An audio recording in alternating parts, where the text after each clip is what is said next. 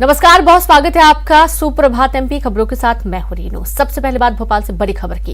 MP से हुई monsoon की विदाई। जबलपुर संभाग को छोड़ प्रदेश भर से मानसून की वापसी। प्रदेश के किसी भी हिस्से में बारिश की संभावना फिलहाल नहीं है। प्रदेश के कई जिलों में गिरने लगा तापमान। हवाओं में घुलने लगी हल्की ठंडक, यानी कि ठंडक धीरे धीरे दस्तक देना शुरू कर दी है।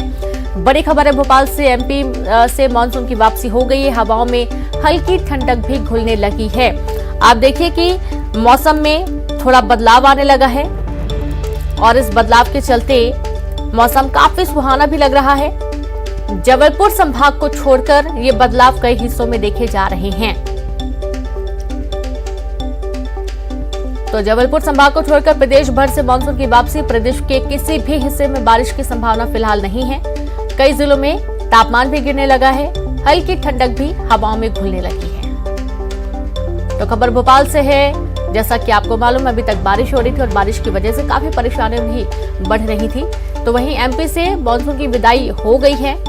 धीरे धीरे अब देखा जा रहा है कि मौसम में ठंडक भी घुलने लगी है। जबलपुर संभाग को छोड़कर प्रदेश भर से मानसून की वापसी।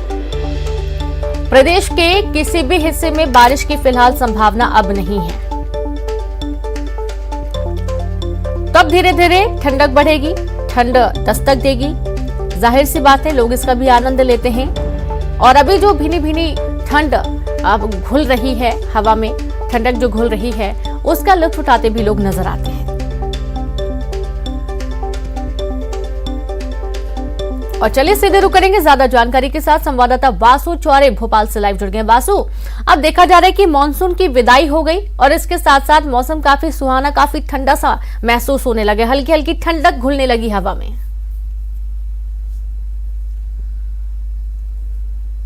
बिल्कुल रीनू, देखिए गुलाबी ठंड ने दस्तक दे दी है और लगभग मध्य प्रदेश के सभी हिस्सों से मानसून की वापसी हो चुकी है, विदाई हो चुकी है। अगर महाकौशल जो इलाका है मध्य प्रदेश का, वहां के कुछ जगहों को छोड़ दें तो मध्य प्रदेश के किसी भी हिस्से में बारिश होने की संभावना मौसम विभाग की ओर से नहीं व्यक्त की गई है, नहीं जताई गई है। काफी लंबा मानसून का सीजन रहा। हमने देखा कि पिछले सप्ताह तक भी राजधानी भोपाल, ग्वालियर, चंबल का इलाका हो या फिर विंध्य का इलाका हो, कई जगहों पर अच्छी खासी जो बारिश है वो देखने मिली थी। लेकिन अब पूरी तरह से मानसून की विदाई हो चुकी है। अच्छी बात यह रही कि औसत जो बारिश होनी थी प्रदेश में, उससे ज्यादा बारिश इस बार हुई है और अब जो है ठंड का सीजन धीरे धीरे शुरू होने जा रहा है। मौसम विभाग का ये कहना है कि नवंबर से ठंड जो है वो जोर पकड़ना शुरू कर देगी। वेस्टर्न डिस्टर्बेंस का जो असर देखने को मिल रहा था, जिसके चलते कई जगहों पे बारिश हो रही थी, अब वो असर पूरी तरह से खत्म हो गया। कोई भी ऐसा कम दबाव का क्षेत्र नहीं बन रहा है जिसके चलते बारिश हो। तो ये भी अनुमान है कि दीपावली के त्योहार तक बारिश नहीं होगी, जिसके चलते अब लोग थोड़ी सी राहत की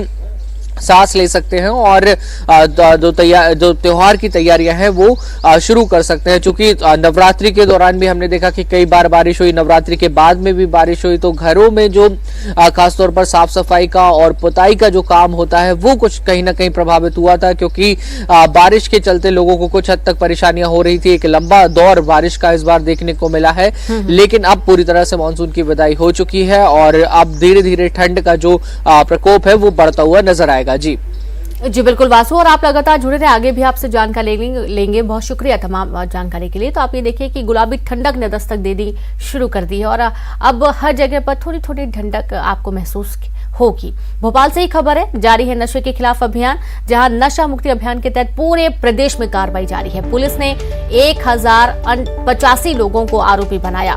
7214 लीटर अवैध शराब जब्त की गई। शराब पीकर गाड़ी चलाने वाले 130 लोगों पर एक्शन लिया गया।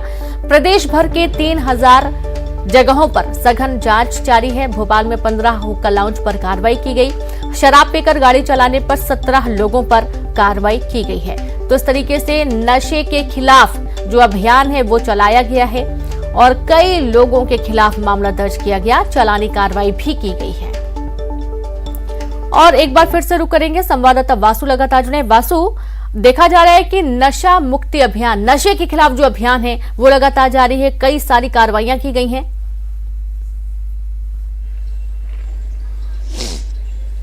और निश्चित तौर पर देखिए मध्य प्रदेश में नशा मुक्ति अभियान की शुरुआत बड़े पैमाने पर हुई है और खुद मुख्यमंत्री शिवराज सिंह चौहान इस पूरे मामले को लेकर, इस पूरे अभियान को लेकर मॉनिटरिंग करते हुए नजर आ रहे हैं। यही वजह है कि लगातार पुलिस का एक्शन न सिर्फ भोपाल में बल्कि पूरे मध्य प्रदेश में देखने को मिल रहा है। हजारों लीटर अवैध शराब रोजाना जब्त हो रही है। अवैध नशे के कारोबार करने वालों के खिलाफ तो पुलिस का डंडा चल ही रहा है। वहीं ऐसे लोग जो अवैध रूप से नशा करते हैं, चाहे फिर वो सार्वजनिक स्थानों पर धूम्रपान करने की बात हो, सार्वजनिक स्थानों पर शराब पीने की बात हो, ऐसे ड्रग्स का इस्तेमाल करने की बात हो जो कि बैन है, दूसरे राज्यों से जिस तरीके से ड्रग्स की जो मादक पदार्थ है उनकी तस्करी होती है, उन लोगों के खिलाफ भी लगातार पुलिस की ओर से कार्रवाई की जा रही है। इस पूरी कार्रवाई के, इस पूरे अभियान के रीनू दो मकसद है। पहला मकसद तो यह है कि मध्य प्रदेश में अवैध नशे का जो धंधा फला फूला था, उसका जो पूरा रैकेट था उसको निश्चित नाबूद करना, और दूसरा और बड़ा मकसद यह है कि आने वाली पीढ़ी को और जो लोग नशे की चपेट में आ चुके हैं उन्हें इस नशे से मुक्ति दिलाना, क्योंकि नशे का सबसे बुरा प्रभाव जो पड़ता है वो कहीं ना कहीं परिवार पर पड़ता है, खासतौर पर महिलाओं पर पड़ता है। ये देखा गया है कि युवा जो है जो नशे की चपेट में आ जाते हैं, उसके चलते पीढ़ी की पीढ़ियां जो है वो बहुत बर्बाद हो जाती हैं, बहुत हद तक प्रभावित होती हैं, परिवार जो है वो बहुत हद तक प्रभावित होते हैं। और यही वजह रही है कि मध्य प्रदेश की पूर्व मुख्यमंत्री उमा भारती लगातार शराब के खिलाफ, नशे के खिलाफ आवाज बुलंद करती हुई नजर आई, और जिसके बाद प्रदेश सरकार ने बड़ा फैसला लिया कि पूरे प्रदेश में नशा मुक्ति अभियान चलाया जाए, और मुख्यमंत्री शिवराज सिंह चौहान ने खुद इस पूरे अभियान की कमान अपने हाथों में संभाली है।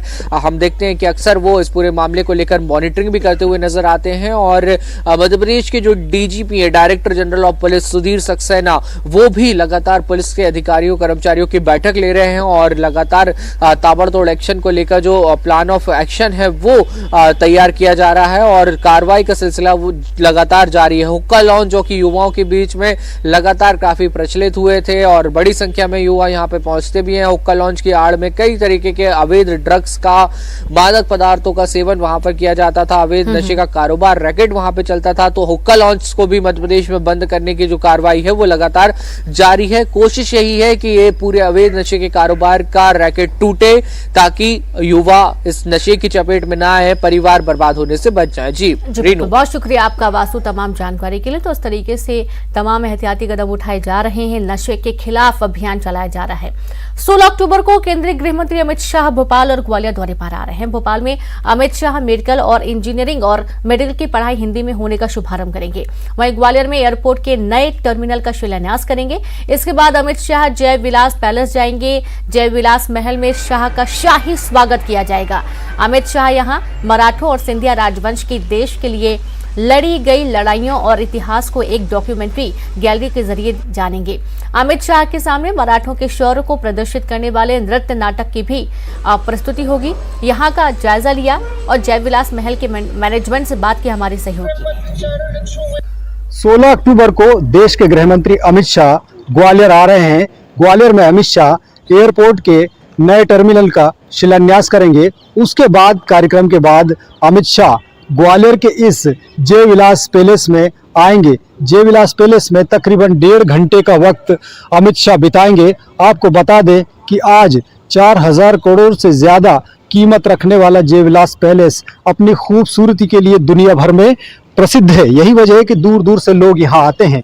जय विलास पैलेस का अगर निर्माण देखें तो सन 1874 में इसको सिंधिया राजवंश के तत्कालीन राजाओं ने बनवाया था। इस महल की खूबसूरती यही है कि इसमें करीब 400 से ज्यादा कमरे हैं और ये राजसी वैभव का एक प्रतीक है। इस महल में सबसे जो आकर्षण का केंद्र है वो दरबार हॉल है, जो सोने से जड़ा हुआ है। इसके अलावा यहाँ जो डाइनिंग टेबल है वहाँ चांदी की रेल भी है, जिसमें शाही परिवार का भोज होता है। इस महल में लगभग 1.5 घंटे का वक्त गृह मंत्री अमित शाह बिताएंगे और यहाँ अमित शाह की मेजबानी करेंगे सिंधिया परिवार के सदस्य। और यहाँ अमित शाह एक गैलरी का भी अवलोकन करेगा, जो सिंधियाज, इसके अलावा जो मराठा है उनका किस तरह का योगदान रहा है भारत की आज़ादी से लेकर पुराने भारत की लड़ाइयों को लेकर, उन सबको लेकर यहाँ कार्यक्रम किया जाएगा। तो बहुत बेहद भव्य ये दौरा रहेगा। हमारे साथ अरुणांशी, किस तरह से अमित शाह यहाँ आएंगे और क्या तैयारियां हैं कार्यक्रम को लेकर? महोदय, जो अमित शाह जी का यहाँ पर आना हो रहा है और जो अन्य गणमान्य व्यक्तियों का यहाँ पर आना, हमारे मेहमानों का आना हो रहा है, उससे हमको बड़ी खुशी है। और ये खुशी इस बात के लिए है क्योंकि जो हमने गैलरी बनाई है वो एक विचारधारा को समर्पित है। वो विचारधारा है स्वराज की, और ये स्वराज की विचारधारा ने भारतीय एकीकरण में महत्वपूर्ण योगदान दिलाया था। छत्रपति शिवाजी महाराज से लेके महाजी सिंधिया से लेके अनेक जो मराठा राजवंश रहे, होड़कर, नेवालकर, भोसले, इन सबको प्रेजेंट करना, दिखाना कि ये बच्चों तक पहुंचे, ये महत्वपूर्ण है। और जब ये गणमान्य व्यक्ति जब हमारे यहाँ पर आएंगे, उस चीज़ का अवलोकन करेंगे, तो उनको स्वयं इस बात का अनुभूति हो। यही हमारी ईश्वर से आशा है कि हमारे स्वराज की जो गाथा है, खासकर हमारे ग्वालियर के जो कंट्रीब्यूशन रहा है, जो सहयोग रहा है छत्रपति शिवाजी महाराज के स्वराज में सिंधिया परिवार के माध्यम से, वो बच्चे तक पहुंचे और इसका प्रचार प्रसार हो। तो निश्चित तौर पर केंद्रीय गृह मंत्री अमित शाह आएंगे और इस महल का वैभव तो देखेंगे ही साथ अमित शाह यहाँ करीब 1.5 घंटे रुककर सिंधिया और मराठाओं के भारतीय इतिहास, भारतीय आज़ादी और देश की रक्षा की लड़ाई के जो महत्वपूर्ण कालखंड है, उस कालखंड की तस्वीरें भी यहाँ देखेंगे। तो अब इस महल में तैयारियां हो रही है कि केंद्रीय गृह मंत्री अमित शाह जब आएंगे तो उन्हें मराठों का एक गौरवशाली इतिहास इस महल में देखने के लिए मिलेगा। सुशील कौशिक, न्यूज़ 18 ग्वालियर।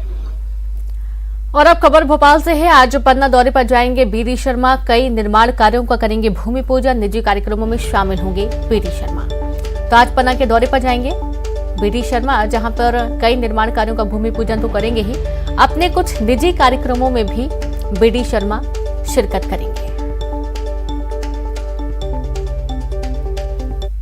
दूध और उससे बने उत्पादों में हो रही मिलावट पर हाईकोर्ट की ग्वालियर बेंच ने एक बार फिर चिंता जताई है। अवमानना याचिका पर सुनवाई के दौरान डिवीजन बेंच ने अतिरिक्त महाधिवक्ता को निर्देश दिया कि वो दूध और दूध से बने उत्पाद बनाने वाली कंपनियों की फैक्ट्रियों में जाकर सैंपल लें और उसकी जांच कराएं। वहीं सुनवाई के दौरान अतिरिक्त महाधिवक्ता ने कोर्ट को भरोसा दिलाया कि इस मामले में सरकार कड़ी कार्रवाई कर रही है। किया था कि कलेक्टर बिंडू को कहा जाए और फूड सेफ्टी ऑफिसर को कि तत्काल वहां जाके जब्त करें और उनके खिलाफ कार्रवाई करें। हमारा कहना ये है कि इनके खिलाफ राष्ट्रीय सुरक्षा अधिनियम के अंतर्गत इनको तत्काल अरेस्ट करना चाहिए और जेल भेज देना चाहिए, जिससे इनकी 1 साल जमानत ना हो। मौके पे जो लोग जब्त करते हैं यूरिया, कास्टिक सोडा, उसको ना तो ये अपने पास रखते हैं, उसी को सुपुर्दगी में दे देते हैं। जैसे रिफाइंड ऑयल है, उससे घी बनना है शुद्ध, तो इसको माननीय उच्च न्यायालय ने बहुत ही गंभीरता से लिया। मुझसे भी कहा है कि आप भी एक एफिडेविट पेश करके पूरी डिटेल जानकारी दीजिए। और इसमें चीफ मध्य प्रदेश के मुख्य न्यायाधीश ने सुनवाई की थी और इसने इनको बहुत गंभीरता से लिया, क्योंकि दिवाली का त्यौहार आ रहा है 4 दिन बाद। अब मैंने कहा अगर आज जैसे 10 किलो खोआ बनना है तो अब 1000 किलो बनेगा, तो वो सब नकली बनेगा, क्योंकि दूध का इतना उत्पादन है नहीं। तो ऐसी स्थिति को देखते हुए माननीय उच्च न्यायालय ने डीजी को आदेश दिया है कि ये पूरी जांच रिपोर्ट मैं एफिडेविट के पेश करिए। उमरिया पुलिस अधीक्षक ने बगैर हेलमेट 2 पहिया वाहन चालकों के खिलाफ हेलमेट अभियान चला रखा है, जिसकी शुरुआत उन्होंने अपने ही विभाग के पुलिस जवानों से की, जिसके तहत कोतवाली थाने में पदस्थ 2 पुलिस जवानों को लाइन हाजिर किया गया और बगैर हेलमेट बाइक चलाने पर 50 से ज्यादा पुलिस जवानों पर चालानी कार्रवाई करते हुए पुलिस अधीक्षक ने संदेश देने की कोशिश की। हेलमेट सिर्फ आम लोगों के लिए जरूरी नहीं है, बल्कि 2 पहिया वाहन चलाने वाले हर शख्स को हेलमेट लगाना आवश्यक है। वहीं एसपी ने सरकारी महकमे के प्रमुख को भी पत्र लिखकर जीवन रक्षक इस मुहिम में सहयोग करने की अपील की है।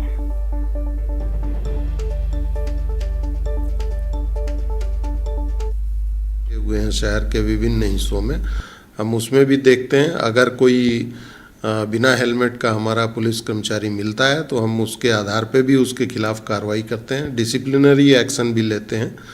और हमने बड़ा सख्त निर्देश अपने विभाग के कर्मचारियों को दिया है और साथ ही साथ हमने अन्य विभाग के जो विभाग प्रमुख हैं उनको भी पत्र लिखा है कि वो अपने विभाग के सभी जो कर्मचारी हैं और सभी अधिकारी हैं उनको निर्देशित करें कि वो आवश्यक रूप से स्वयं तथा पिलियन अगर बैठा है तो दोनों उसमें हेलमेट का प्रयोग करें। और आम जनता से भी यही अपील है कि जब भी 2 पहिया वाहन चलाते हैं वो उनकी सुरक्षा के लिए है, उनकी जीवन की सुरक्षा के लिए है। देवास में किसानों ट्रैक्टर के साथ प्रदर्शन किया। किसानों ने करीब 400 ट्रैक्टर के साथ रैली निकालकर कलेक्टर कार्यालय पहुंचे और घेराव करते हुए सीएम के नाम ज्ञापन सौंपा। दरअसल गांव में लैंड पूलिंग योजना और नए निवेश का गांव वाले विरोध कर रहे हैं।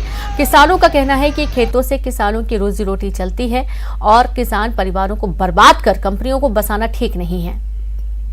जिले के 32 गांव में निवेश क्षेत्र बनाया जाना है। साथ ही देवास, हाटपिपलिया, चापड़ा के 36 गांव में लैंड पूलिंग कर प्रस्तावित एयरपोर्ट और निवेश क्षेत्र होना है, जिसको लेकर उग्र हुए किसानों ने आंदोलन किया और निवेश योजना को निरस्त करने की मांग की है। जिसकी उन्होंने अधिसूचना जारी करी थी 3 तारीख को, 3 सितंबर को अधिसूचना जारी करी थी और 1 महीने के लिए आपत्ति बुलवाई थी। आपत्ति किसान दर्ज कराने के बाद अब किसान आंदोलन के रूप में आगे बढ़ रहे हैं। आज चेतावनी स्वरूप देवास जिला कलेक्टर को किसान, देवास के 32 गांवों के किसान और हाटपिपलिया जो एयरपोर्ट के लिए जो परियोजना के नाम पे 36 गांवों की जमीनें जा रही है, उन गांवों के किसान चेतावनी स्वरूप आज ज्ञापन दे रहे हैं। देवास तहसील के जो 32 गांव हैं और हाटपिपलिया तहसील के जो 36 गांव हैं, उन भूमि अधिग्रहण के विरोध में हम कर रहे हैं आज, और ये चेतावनी स्वरूप है। आगे अगर सरकार ने इन योजनाओं को निरस्त नहीं किया तो हम इससे भी कई गुना बड़ा आंदोलन करेंगे। किसानों की जो जमीन गवर्नमेंट द्वारा हाटपिपलिया तहसील, बागली तहसील और देवास तहसील में जो हो रही है, उसके विरोध में किसान चाहता है कि उसके 1 इंच ज़मीन भी नहीं जाना चाहिए। किसान की रोजी रोटी उसी से चलती है। लेकिन अब गवर्नमेंट जो आज ज़बरदस्ती किसानों की ज़मीन अधिग्रहण कर रही है, किसान नहीं चाहता है कि हमारी ज़मीन जाए। हमारा जो रोजगार है तो सिर्फ खेती है। भारतीय किसान संघ का जो आज वो था प्रदर्शन था, जिसमें कि जो नए निवेश क्षेत्र के लिए जो नोटिफिकेशन हुआ है उसको लेकर के जो संबंधित गांव हैं उनके साथ में ये ज्ञापन प्रस्तुत किया गया है कि इस निवेश क्षेत्र में जो कृषि आधारित विकास होना चाहिए, और माननीय मुख्यमंत्री जी के नाम से उनका ज्ञापन है। चूँकि कलेक्टर का जो कार्य होता है हमारे माध्यम से सारे ज्ञापन सरकार को जाते हैं, तो हम सरकार को ये ज्ञापन भेज देंगे। खबर आगर मालवा से, जहां सुसनेर में कृषि उपज मंडी चौराहे पर बार बार जाम लग रहा है। शुक्रवार को लगे जाम में एक एम्बुलेंस फंस गई। करीब 1 घंटे जाम में फंसे होने के बाद किसी तरह एम्बुलेंस को जाम से बाहर निकाला गया। आपको बता दें कि यहां रहवासी इलाकों में फसल की तुलाई होने की वजह से जाम जैसी स्थिति बनती है।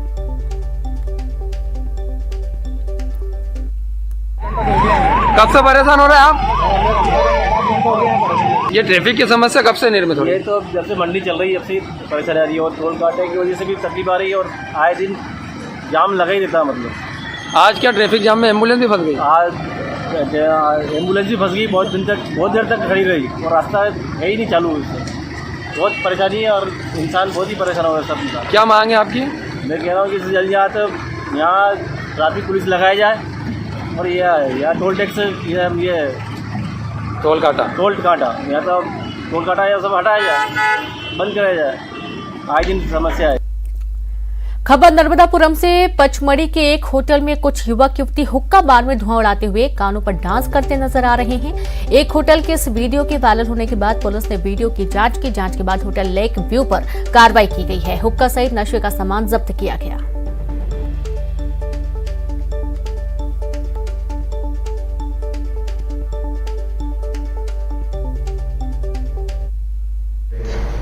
नशा कराने वाले हैं, अवैध शराब बेचने वाले हैं और अन्य मादक पदार्थ बेचने वाले, उनके विरुद्ध भी हमारी कार्रवाई का अभियान चल रहा है। इसी बीच में एक पुराना वीडियो वायरल हुआ था पचमढ़ी में होटल लेक व्यू का। उनके ही जो ओनर्स हैं उनके द्वारा एक इंस्टाग्राम पर वीडियो वायरल किया गया था, जिसमें हुक्के का उपयोग करता दिखाई दिया जा रहा था।